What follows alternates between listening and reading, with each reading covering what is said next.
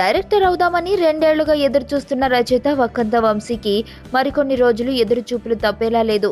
Young tiger NTR జనతాగా arrest తర్వాత వక్కంత వంశీ దర్శకత్వంలో చేయాలని అనుకున్నారు. వంశీ ఫుల్ స్క్రిప్ట్ కూడా సిద్ధం చేశారు. ఎన్టీఆర్ ఆర్ట్స్ బ్యానర్లో కళ్యాణ్ రామ్ నిర్మించడానికి గ్రీన్ సిగ్నల్ ఇచ్చాడు.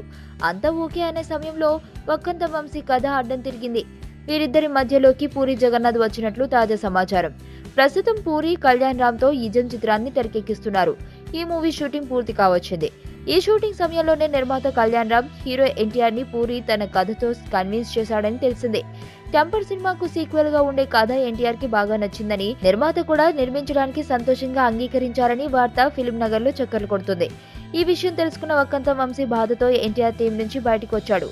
ఇదే విషయాన్ని తారక్ ని అడగగా వంశీ ఎక్కడికి వెళ్లిపోలేదు, అతడి స్క్రిప్ట్ నా వద్దే ఉంది, డిస్కషన్స్ జరుగుతుంది, ఇంకా డిసైడ్ కాలేదంతే అని వివరించారు.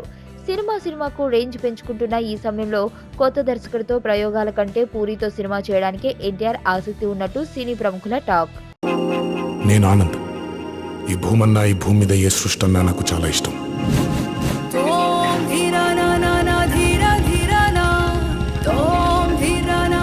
చెట్లు, మొక్కలు, గాలి, నీరు, వాటిని కాపాడుకోవటమే నా పని కూడా.